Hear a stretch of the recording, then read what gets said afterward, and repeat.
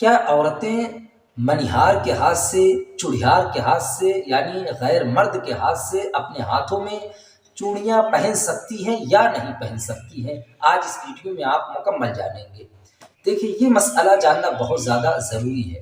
ہماری ماں اور بہنوں کو جان لینا چاہیے کہ شریعت نے، اسلام نے پہننے کی اجازت دیا ہے یا نہیں دیا ہے۔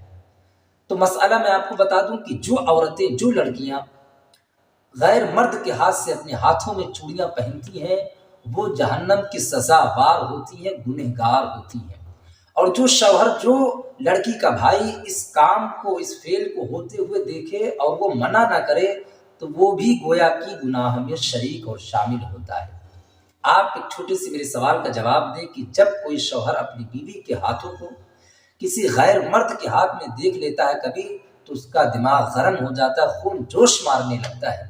لیکن وہی شوہر شاپنگ کروانے کے لیے جب اپنی بیوی کو لے کے جاتا ہے بازار میں، تو پاس میں کھڑا ہوتا ہے اور اس کی بیوی کے ہاتھ غیر مرد کے ہاتھ میں جاتے ہیں، منیہار چوڑی پہنا رہا ہوتا ہے، پھر اس شوہر کو ذرہ برابر تکلیف نہیں ہوتی ہے۔ ہائے قوم مسلم، تمہیں ہو کیا گیا ہے؟ اس مسئلے کے تعلق سے جب پیغمبر اسلام صلی اللہ علیہ وآلہ وسلم سے پوچھا گیا کہ کیا حضور عورتیں منیہار کے ہاتھ سے چوڑیاں پہن سکتی ہیں یا نہیں پہن سکتی ہیں، تو ہمارے آقا کریم صلی اللہ علیہ وآلہ وسلم نے فرمایا کہ یہ حرام ہے، حرام ہے، حرام ہے۔ یعنی عورتوں کا اپنے ہاتھ کو غیر مردوں کے سامنے دکھانا حرام ہے، عورتوں کا اپنے ہاتھ کو غیر مرد کے ہاتھ میں دینا حرام ہے۔ اور جو شوہر اس کام کو جائز سمجھے، اپنی بیوی کو غیر مردوں کے ہاتھ میں ہاتھ دینے کی اجازت دے، تو ایسا شوہر یہ بے غیرت ہے، اس کے اندر سمجھداری نہیں ہے، یہ بھی گناہ پاتا ہے۔ یہ جو میں نے مسئلہ بتایا ہے، یہ اپنی طرف سے میں نے نہیں بتایا ہے، بلکہ عارف باللہ فنا فی رسول اللہ حامل سنت ماحی بدعت قاطع نجدیت سیدی سرکار اعلیٰ حضرت بریلی کی تاجدار فتاوی رضویہ میں نقل فرماتے ہیں۔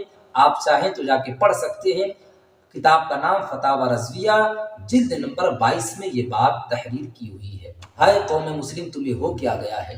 آج ہماری قوم ماڈرن زمانے کے کلچر کو اختیار کرنے کے چکر میں، اسمارٹ بننے کے چکر میں، امریکن کلچر فالو کرنے کے چکر میں اسمارٹ تو نہ بن سکی، لیکن صرف ایک پاگل قوم بن کے رہ چکی ہے۔ اسلام کی مقدس شہزادیوں، آپ اپنی زندگی کا محاسبہ تو کرو، اور آپ نبی کی بیٹی کی زندگی کا مطالعہ تو کرو۔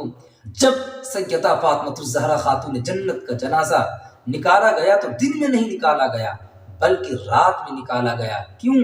تاکہ کسی غیر مرد کی نگاہ نہ پڑ سکے۔ آج ہمارے قوم کی مقدس شہزادیوں کے ہاتھ کس کس کے ہاتھ میں جا رہے ہیں کوئی خبر نہیں ہے، بے پردہ گھوم رہی ہے۔ سر پہ دوپٹہ ہونے کے بجائے وہ دوپٹہ گلے میں صرف ایک ڈورے کے شکل میں لٹک رہا ہوتا ہے۔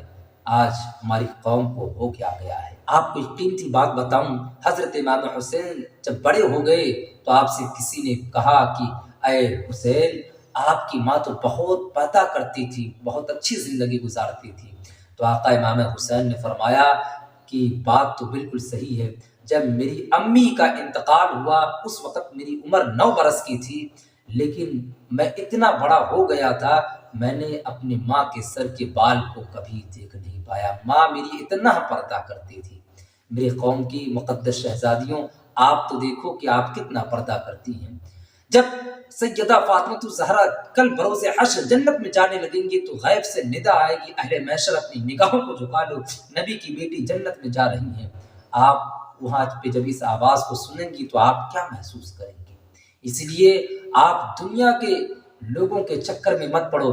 سیدہ فاطمہ الزہرا تمام عورتوں کے لیے ایک رول ماڈل ہیں۔